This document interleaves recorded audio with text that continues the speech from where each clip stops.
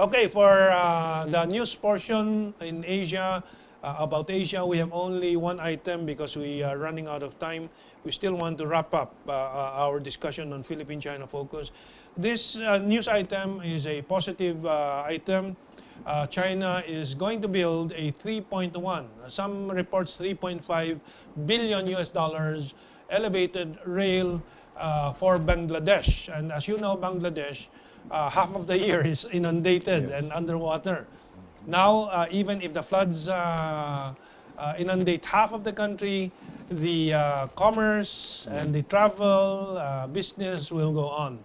So that's funded and constructed with China.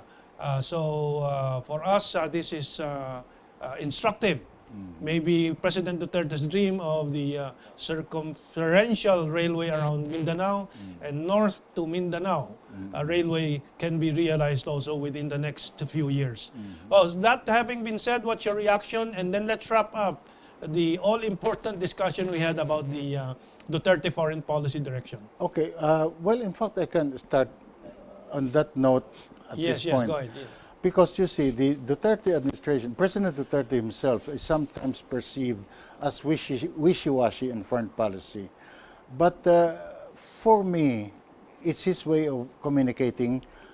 If you examine what he has been saying, there is consistency and coherence. Number one, when the Chinese ambassador first called on President-elect Duterte, the President-elect right away mentioned the Scarborough Shoal.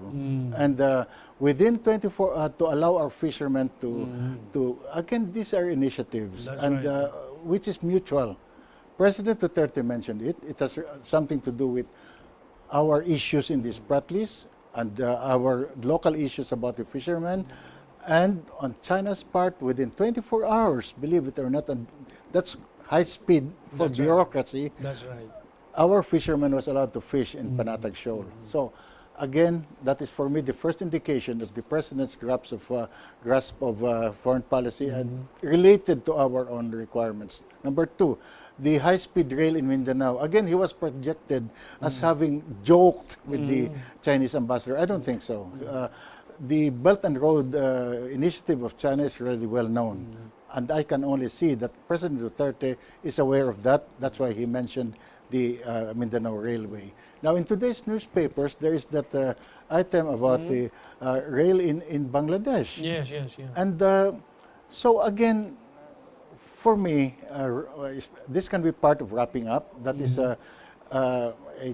China's project in Bangladesh, but President Duterte already saw that even much earlier for Mindanao. Yes. And that shows really that working on foreign policy in relation to domestic policy and events, President Duterte knows what he's doing. Yes, I think that's salute very him for clear that. now. Yeah. We might have a problem with the way he communicates, especially as it impacts on foreign countries, but it's there for us. Yes.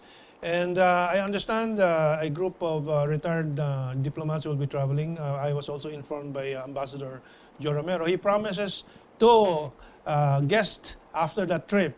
Okay.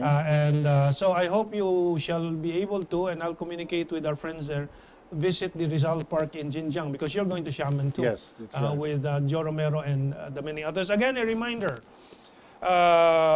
essay contest and get a free hot pot at Four Seasons for your family.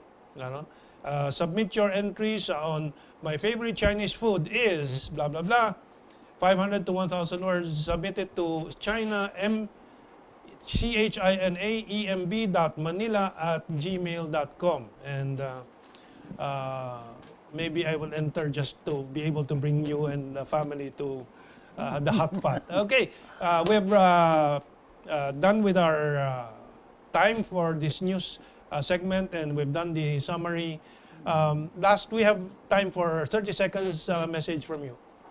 Well, okay.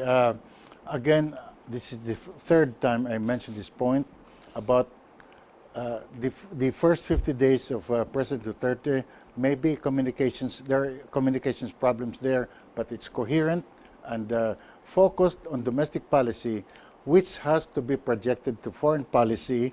And I'm quite happy there as where I came from.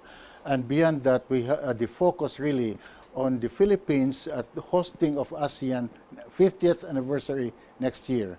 That will be the biggest focus for us relating to foreign policy. Yes, well, you can expect the GNN to focus on this ASEAN presidency of the Philippines in the next year.